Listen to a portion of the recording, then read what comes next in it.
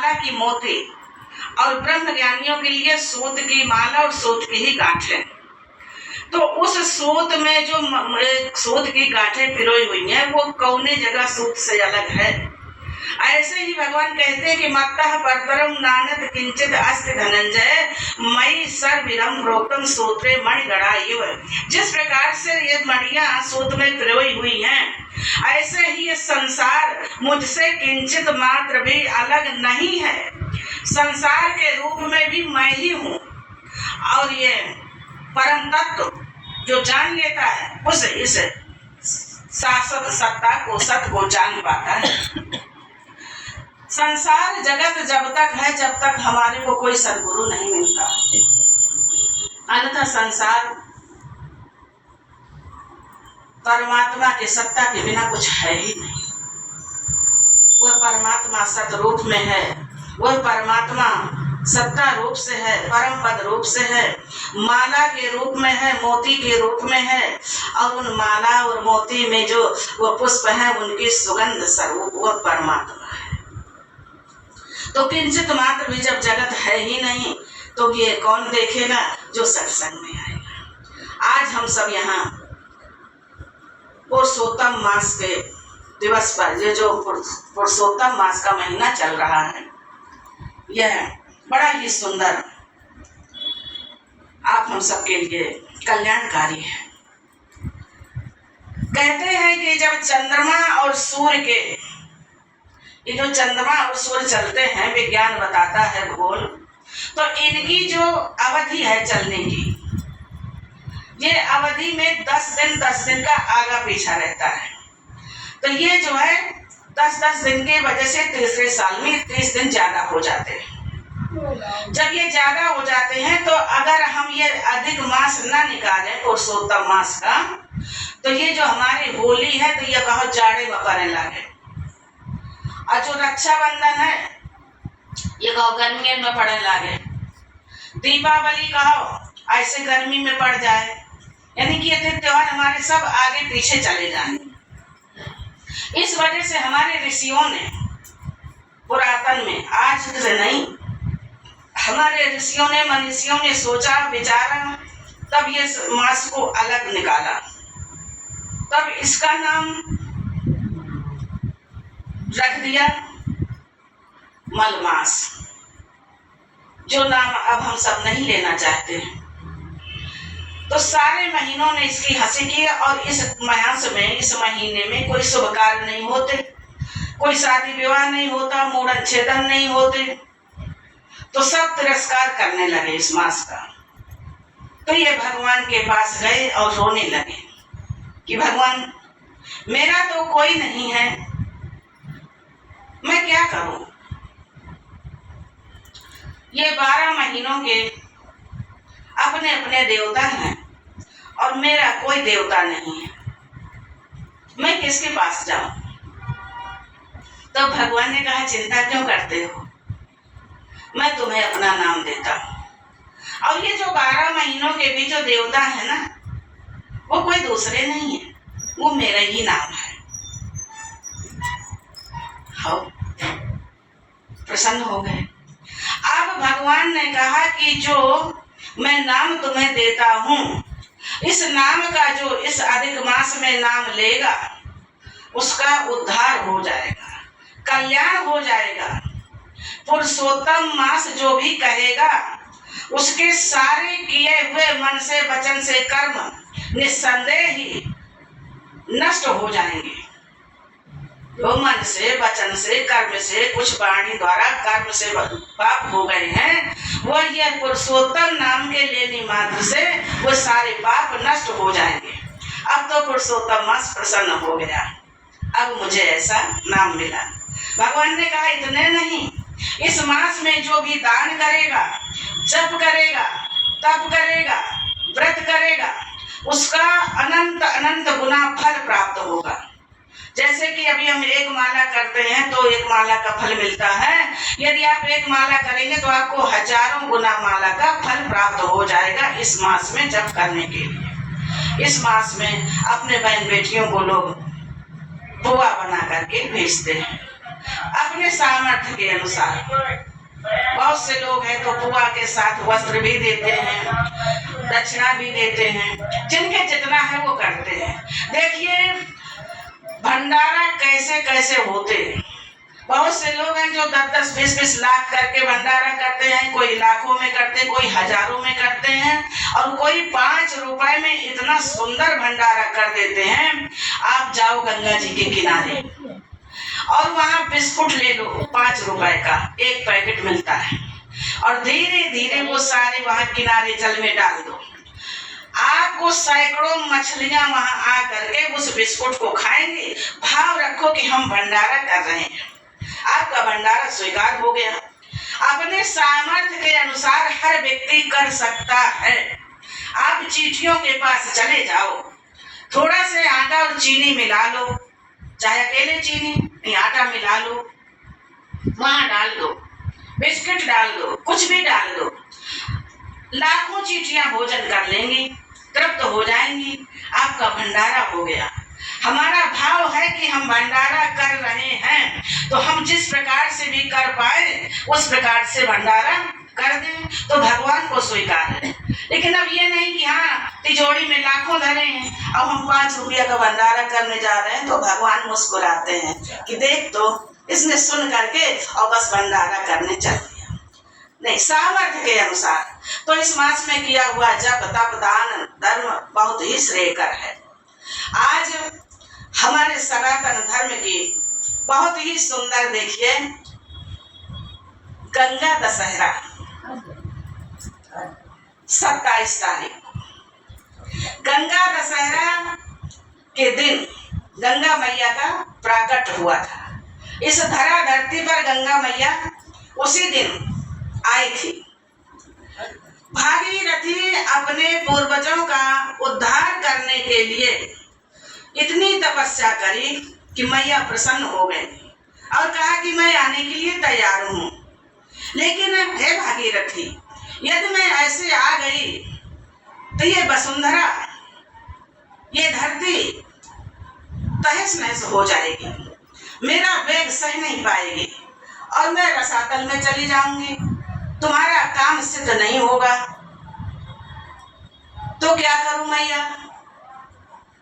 तो देवों के जो 2 महादेव हैं, देवाधिदेव महादेव की तपस्या, भागीरथी ने तपस्या करी, महादेव प्रसन्न हो गए और कहा कि ठीक है, अब मैं तैयार हूं। भागीरथी ने माँ गंगा का आवाहन किया, मैया आई, शिव ने उनको संभाल लिया, अपने जटाओं में धारण कर लिया। आज माता पूजनीय हो गई। शिव जी के जटाओं में निवास है उनका। इतना सुंदर लोग भजन गाते हैं, शीश गंग अर्धंग पार्वती सदा विराजत कैलासी। शीश पर उनके गंगा विराजित हैं, जटाओं में, मस्तक पे चंद्रमा है। आज भगवान शंकर ने कृपा करके गंगा जी को इस धरा धरती पर छोड़ दिया।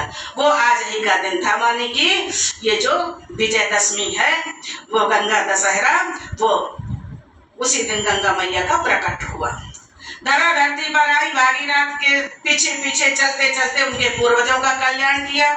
आज हम सब का उद्धार करने के लिए कहते हैं कि गंगा दशहरा के दिन यदि कोई गंगा गंगा गंगा कहता है तो भी उसके मानसिक और वचन के और किए हुए कर्म से पाप कट जाते हैं। और जो स्नान कर लेता है, जो गंगा किनारे बैठ करके स्नान करता है, गंगा जी के दर्शन करता है, गंगा मैया की आरती में सम्मिलित हो जाता है और वहाँ कुछ दान कर लेता है, समझो उसका जीवन कृतार्थ हो जाता है।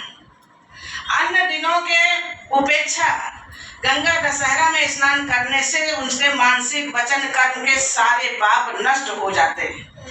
10 पाप कहते हैं, ये तीनों जो होते हैं, ये 10 प्रकार के पाप इनसे होते हैं, मन से, वचन से, कर्म से। ये सारे पाप नष्ट हो जाते हैं। कितना सुंदर हमें हमारे ऋषियों महर्षियों से, ये हमारे को ये सनातन धर्म से ये पर्व मिले हैं कि कितना दशहरा वाले दिन लोग शरबत बांटते हैं, खूब जो है दान करते हैं। हमारे भारत की संस्कृति वास्तव में सराहनीय है। जिस दिन हमारे परीक्षित जी ने कथा श्रवण करी थी श्रीमद् भागवत जी की पहली बार, संसार में यदि पहली बार किसी ने भागवत सुना है तो हमारे परीक्षित जी ने श्रवण करा है। और सबसे जो श्रेष्ठ वक्ता हमारे रहे वो भगवान वेद सुखदेव जी रहे। भगवान सुखदेव जी ने श्रवण कराया। वह स्थान कहा गया है कि आज भी इतना सुंदर है। वो ताल शुक्रताल के नाम से जाना जाता है। वहां बहुत सुंदर गंगा मैया बह रही, क्योंकि गंगा मैया के किनारे ही बैठ करके उन्होंने कथा का श्रवण किया था। वो वृक्ष है जो बट वृक्ष जिसको कहते हैं, जिस वृक्ष के नीचे बैठ करके उन्होंने कथा पान किया था और उन्होंने सुनाया था। इतने देखे कहते 5000 वर्ष हो गए, लेकिन आज भी वो वृक्ष वैसे ही हरा भरा है और बहुत विशाल है। उसकी डगारें आप देखो तो ऐसे चली गई जैसे कि कितनी दूर इधर कितनी दूर इधर ऐसे फैला हुआ है, और ऐसा लगता है कि जैसे उनमें आंखें बनी हैं, जैसे मुंह बना है ऐसे। और कहते हैं इसका पत्ता कभी पीला नहीं पड़ता और पूर्णतः कभी उसमें पतझड़ नहीं होता। इतना सुंदर वहां मंदिर बना हुआ है, बड़ा विशाल मंदिर है, जिस मंदिर में बहुत ऊंचाई पर है। चढ़ करके जब आप जाएंगे तो कहते हैं कि वहां जो है आज भी भगवान सुखदेव जी की विग्रह बना हुआ है। दर्शन करते हैं, और भी विग्रह हैं, सभी के दर्शन करते हैं। 5 पांडवा हैं, 6 नारायण हैं। तो इस प्रकार से हमारी ये भारत की धरोहर है हम सब के लिए। लेकिन जो इस रास्ते पे चलते हैं, परमात्मा ग्राही हैं, उन्हीं को ये प्रिय लगता है, उन्हीं को ये सब अच्छा लगता है। अन्यथा बाकी तो सब कहते नहीं है कि भैया खाने और कमाने में ये जीवन बिता दिया तो आगे क्या होगा, यह इसका जिम्मेदार कौन होगा। आज हम देखते हैं कि ऐसी धूप में भी एक भैंसा के ऊपर जो गाड़ी रखी है उसमें टनों सरिया रखी हुई है और उसके मुख से फेना निकल रहा है, और लेकिन वो चला जा रहा है। उसको जो है अगर रुकना चाहता है तो पीछे से मारते हैं डंडे, तो और बढ़ता चला जा रहा है। उनको देख करके भी यदि हम मनुष्य न चेतें कि किसी न किसी जन्म का यह कर्म ही है जो आज ये भोग रहे हैं, हे नाथ आप हमें अपने शरण में ले लो। हम ऐसा काम करें, ऐसी हमारे अंदर उर्प्रेरणा जागृत हो कि हम शुभ कार्य करें, किसी के कष्ट को हर ले, किसी के दुख को दूर कर दें, किसी की वेदना दूर कर दें। हे नाथ हम अत्याचार ना करें, किसी का दिल ना दुखाएं, किसी को कष्ट ना पहुंचाएं, ऐसा कोई कार्य ना करें कि जिससे वो पापाचार बन जाए, क्योंकि ये कर्मों की गति बहुत गहन है। इसलिए हम सब परमात्मा की गोद में खेलें। जैसा छोटा बच्चा होता है और माँ की गोदी में है तो उसे कोई हानि पहुंचा ही नहीं सकता, क्योंकि वो माँ की गोद में सुरक्षित है। और वही बालक यदि बड़ा हो गया तो माँ की भी बात नहीं सुनता और बाहर निकल जाता है, तो वो धोखा भी खा सकता है और उसे कष्ट भी मिल सकते हैं। तो हमें क्या करना चाहिए, हमें छोटा बालक जैसे माँ की गोद में सुरक्षित है, ऐसे ही हम अपने को परमात्मा को समर्पित कर दें तो हम सुरक्षित हो जाएंगे। परमात्मा हमारे माता और पिता हैं, स्वामी और सखा हैं। मोरे प्रभु तुम गुरु पितु माता, जाम कहाँ तज पद जल जाथा। मोर सुधार सो सब भांति, जासु कृपा नहीं कृपा अघाती। जिनकी कृपा से कृपा भी नहीं छकती, ऐसा मेरा प्रभु है, परमात्मा है, दीन बंधु है, दया का सागर है। तो इस प्रकार से वास्तव में बड़ा ही सुंदर ये हमारा जो मानव जीवन है ये कल्याणकारी है। कल्याण का रास्ता चुन ले तो देखिए अनुभव अपना कितना सुंदर हमारी बहनों ने यहाँ पे दर्शन कराया। वास्तव में वह बैल क्या है, धर्म का स्वरूप बैल माना गया है। धरती माता गाय का स्वरूप मानी गई है। जब पापाचार बढ़ गए, अत्याचार बढ़ गए, तो ये पृथ्वी गाय का रूप लेकर के ब्रह्मा जी के सभा में उपस्थित हुई। और ये जो बैल है ये धर्म का स्वरूप है। वास्तव में जब तक हमारे जीवन में धर्म बना रहेगा, और वह एक सींग क्या है? एक सींग यानी कि एको ब्रह्म द्वितीयो नास्ति। और वह ब्रह्म धर्म जो धारण करेगा उसी को वह प्राप्त होगा। एक सींग वाला बैल, जीवन बदल गया वहां से उसका, गुरुदेव की कृपा से। देखिए, धर्म भी हो, एक सींग का बैल भी हो, लेकिन गुरुदेव ना हो तो जीवन नहीं बदलता। धर्म तो था उनके, क्योंकि वो ऐसे पिता की संतान थे कि गुरु करे हुए थे राजा, तो धर्म तो था उनके पोटली में। लेकिन गुरुदेव की कमी थी। गुरुदेव ने सोचा कि चलो देख लेते हैं, और जब आए तो उन्होंने कहा कि अब तुम ऐसा करो, इस बैल को बेच दो। अब गुरुदेव की कृपा से नित्य नया एक बैल उनके दरवाजे आ जाता। अब वो बेच करके सुंदर को जो है, जैसे पिता उनके राजा थे ऐसे हुए, अध्यात्म में भी और व्यवहार जगत में भी राजा हो गए। कहने का तात्पर्य कि जब गुरुदेव मिल जाते हैं तो जीवन बदल जाता है, जीवन में अमृत रस भर जाता है, धर्म भी आ जाता है, और धर्म के साथ ब्रह्म की प्राप्ति भी हो जाती है, वो एक से। तो इस प्रकार से आज हम सबने अमृत रस का पान किया। ये मंगलमय हो, ये जो गंगा दशहरा, गंगा माँ का जन्मदिन, प्राकट्य दिन, और ऐसे ही आप सब गुरुदेव की कृपा से ऐसे सनातन पर्वों को मनाते रहें, श्रद्धा रखें, खूब श्रद्धा बलवती होती रहे। देखिए बहनें हमारी कितना श्रद्धावान है कि यहाँ हमारे श्री लक्ष्मी नारायण धाम के लिए कितना जो है उदार हृदय से कभी कुछ लेके आते हैं, कभी कुछ लेके आते हैं। देखिए आज हमारी इस बहन ने तो बढ़िया सुंदर व्यवस्था हवन की कर दिया, और रीना बहन ने सुंदर व्यवस्था, और सुशीला बहन ने बढ़िया सुंदर ऐसे गर्मी में शरबत बंटवा करके सबको तृप्त कर दिया। यही तो है, यही सेवा भाव आता है। जब गीता जयंती होती है तो हमारी लक्ष्मी बहन हवन की विधान बना करके और बढ़िया सुंदर यहाँ हवन हो जाता है, हवन यज्ञ हो जाता है।